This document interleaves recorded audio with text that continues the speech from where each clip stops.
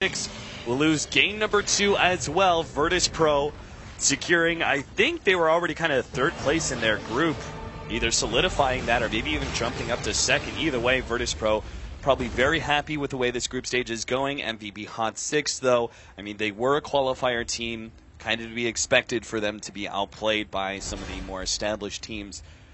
Put up a decent fight, I would say, in both these games kind of early on, but it just seemed clear that the VP was on a whole nother level through and through.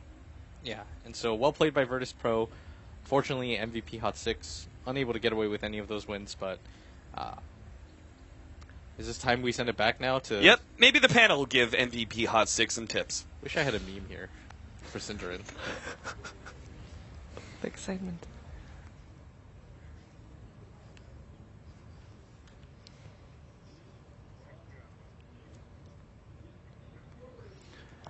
All right. Well, Blitz. Sorry, it's okay if you didn't have a meme for Cinderin, because Cinderin is gone. We have replaced him with, not sure if an upgrade or a downgrade, but Ben is back to join us here with his very own friend. How's your buddy doing? He's cool, cuddly pillows, man. Tidehunter. He's so cute. He is pretty really cute. He doesn't have any lights. That's his only... actually, I want to say that's an upside. Because that means that if you lie on it, you don't have batteries in your ears. Yeah, that's true. But lights are really cool. You can't see it here, but lights are really cool. But anyway, let's talk about the game now that we're out of the game and the game is over. VP winning 2-0 against MVP Hot 6. Hot 6, when we were talking about the draft, Winter, I mean, we said, all right, the draft definitely looks better. Looks like they're improving. But again, the result is the same. The execution wasn't as good this time around. Like, I think the clockwork died particularly too many times in the early game.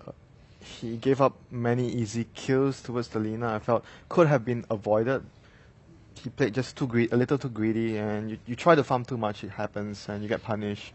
So the momentum of the game a lot relies on the clockwork hitting hook shots, getting stuff down, so the bounty hunter can actually get the lane, get his level 6 early and use the track in conjunction with the hook shot.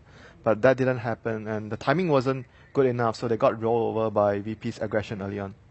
Yeah, and it's funny that we talk about this now, because earlier we were saying, well, for Hot 6, actually uniquely, it wasn't really the execution. It always seems to be their draft, and they're like, all right, draft has improved, execution suddenly drops down a little bit, not able to pull through. We'll review probably one of the best fights we've had that game between VP and MVP Hot 6. And again, I mean, VP pulling over 2-0. The Sonic Wave here is really good position. I just want to point it out. I think that is going to happen soon.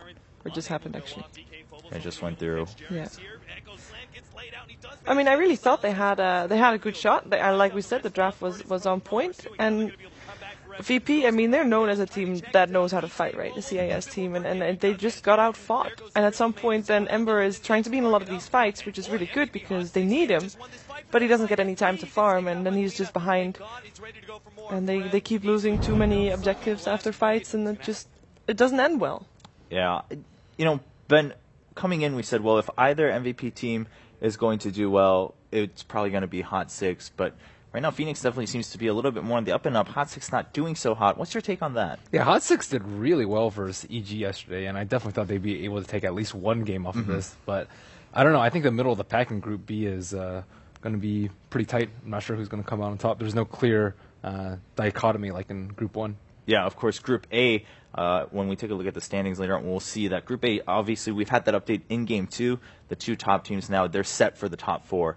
And with the most recent results, it does look like IG not going to have a chance to move on to the top 4 because they just lost 0-2 to MVP Phoenix. So that's a bit of a surprise, too. A bit of an upset. I had them in my top 6. Ouch. Yeah, so not looking too good for IG right now as we take a look at the standings. But again, LGD and Secret, of course, locking in their top 4 positions. Now, Cloud9 and Complexity sitting fairly comfortably, but especially for Complexity, you can't rest just yet. Anything can happen. I mean, even Fnatic technically could come back up and try to fight for that number 4 spot. But Ben, as you mentioned, Group B, looking a lot closer. I mean, Shiver, do you think just from the way the matches have played out, maybe we'll still see some clear winners here by the end of the day, or do you think it's going to go down to the wire tomorrow? It really depends on the difference between 2-0s and having a 1-1 is so gigantic. So right now, Empire is still facing Newbie, and they're both right now looking like they're on the bottom half, the bottom 4 of the Group B. But I mean, if Newbie can pull out a 2-0 here, I mean, that's so many Yeah. points that you can get extra, and they actually have a very good shot at still getting to that top 4. Yeah. Well, if Empire makes it 1-1, then both teams are like, anything can still happen, because still so many games have to be played for this group. Yes. That at the end of the day, I mean, we'll have a clearer view of what's going to happen, but at the same time, 2-0s, the difference, it's really big. So it depends on if we see some of those. Yeah, and we will start to move into watching more of Yeah. these Group B matches today, and of course, wrapping it all up tomorrow. But already now at day 3, we're halfway done with day 3 also. Not much time left for these teams. Winter, now that things are panning out, are you like, okay, this does make a lot of sense, or are there still some teams that are puzzling you a little bit? I think most of it are coming into play already. Like they are at the positions where we expect they are going to be after the first 2 days, and mostly I think left now is whether Newbie can actually get a 2-0 versus Empire. They are still playing right now. If they actually get a 2-0 versus Empire, it would put them at 6 points. Right, yes. So that would be a very good position for Newbie to get into the top 4. Yeah, and they are still playing right now, so if you guys want to catch the end of that, we're not sure exactly for how much longer, but you can go over to Stream 3 and you'll be able to catch how that wraps up. Newbie was looking pretty strong in that game too, but Empire is starting to come back a little bit, so we'll see if Newbie can close it out. For us here, now it's been 3 days. Yeah, we're waiting to move on to our next matches. Of course, here will be EG versus eHome, so don't go anywhere if you want to catch that, or just catch EG games in general. You're definitely going to want to stay around. But overall, I mean, how have the players been? We see them, walking around here and there. Of course, by the end of the day, even teams who haven't had a good day, they'll just try to wind down. You'll get to have a chat with them. I mean, Shiver, for one, have you noticed if any players particularly seem a little bit more upbeat, just really glad that they're here for TI? Well, a lot of the players are so focused that on the tournament itself, Yeah. and I'm mostly watching the games in a viewing area. Players come in, eat food, go back to their practice rooms, either study the teams or practice rooms. Like they're so focused. Now, I do have to say that I think a lot of the teams were expecting certain results and didn't get them, so Right. getting 1-1s against team that they feel like they shouldn't have, and I feel like that's kind of having an impact on their moods. But they're so focused, and sometimes I feel like slightly stressed as well. At the same time, you sometimes see players just like Virtus Pro just now, just they won, it's fine. They were expecting that, and if they get their expected results, and obviously everybody has really high expectations of themselves. Then they're fine. Then they're relaxed, and they can do what they want. They can actually make a chat, and they're okay with that. But mostly, I feel like the players, they're just super focused. Yeah, it's funny to think about it that way because, of course, we're here. It's the first week. We've had 3 days, but at the same time, it's like it's not the main event yet, right? We haven't started the bracket stage, and no one gets knocked out yet. So to some extent, the pressure you'd think should be less, but then the difference between being the bottom 4 versus the top 12, and then from there the top 8, the top 4 is absolutely monumental. As an example, for example, LGD Secret right now, they're in the top 2. If they win one best of 3 at the main event, Right. they already guaranteed over $1 million prize pool. So the pressure, it's crazy, That is right? crazy. That is just one best of 3. So the pressure, is on. And I think for a lot of teams to get in that top 4, even though nobody's getting eliminated in the group stages, which you think, you have a bit of more leeway, I don't think that's the case. There's no relaxing at all No. in the group stage. All the teams are in the zone, and the difference in between first and second can be, even more important than the difference in between fourth and fifth, or even the 5th/6th, because every seed means something. The difference in between first and second is being able to pick your opponent in the first round, and one step closer to securing that first best of 3 in the upper bracket. And I don't think any of these teams are going to go easy at all until the very, very end of day 4, especially with how close each of these groups are. Yeah, but even at that point, right, sure, for us, like, we have a couple of days off, we can review some of the games and move on and prep and relax a little bit before entering the main stage. But for them, again, no one gets knocked out. So you're still going to have to play games. And for some, it's a best of 1 that determines whether you have another shot going onward in TR or not. So it doesn't sound like we'll have any players really being jolly, like really relaxed and whatnot until everything wraps up. And then you can reflect, even if you're not the champion, reflect and either be content with your result or say, all right, that's the next goal for next year, and assess that from there. Winter, what about you? I mean, have you noticed anything from the players, or just overall, how are you enjoying TI so far? Because you've been here for what, a weekish now? Like, coming in to a week. prepare and- I'm obviously enjoying it. It's really fun. Everyone wants Yeah, to. you don't have to lie to me when you sound really forced. If you don't want to sit across from me, that's fine. I mean, you can tell I'm having fun. So based on it's overall, everyone wants to come to TI if you're part of Dota. But for the players, I think you were talking about when the players will be relaxing. I think there's only two things if the player will relax. Either you get eliminated, then you relax after that, or you win the championship, then you can relax after. So in between, anywhere in between, I don't think you'll be relaxing as a player. Do you think they should try to relax more? Because I mean, That's it's a actually a 2-week brilliant event, point. right? To go full focus for 2 weeks, that's insane. That's almost inhuman.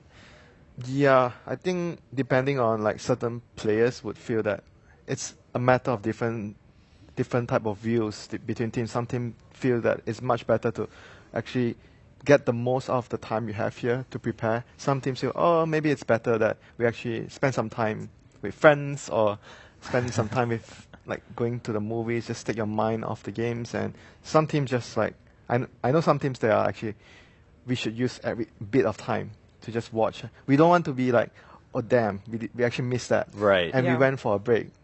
We could have actually used that time to, you don't want to regret. So You bring up a game. I was just thinking about this because I would actually do it differently in each situation, I think. But if you're studying for standardized tests, especially in the States, for instance, like the SAT or ACT, the tip that most people give when they're teaching students or mentoring students, they say the night before you should go watch a movie or like watch a TV show and just relax. Don't study at all the night before and go to sleep early. Do you think that applies? Because like you said,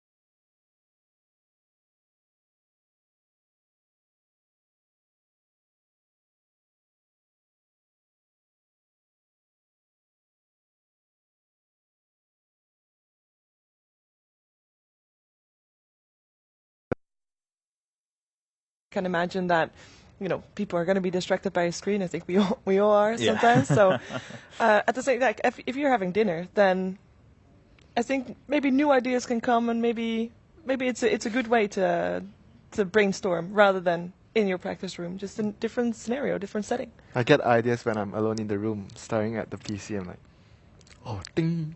yeah, like thinking about yeah. I mean that you do get distracted very easily, and because Yeah. it's a familiar setting, so you just go into your habit and you think about things. But yeah, just something interesting to think about. Maybe something we'll notice more and more as we see the scene continue to develop. I mean, it's grown so much already. You were just mentioning, and after that first best of 3, that's going to be a difference of whether you get $1 million or not. But 4 years ago, we were all blown away at that prize pool for the winner, the TI champs Yeah. at TI1. So we've come a long way.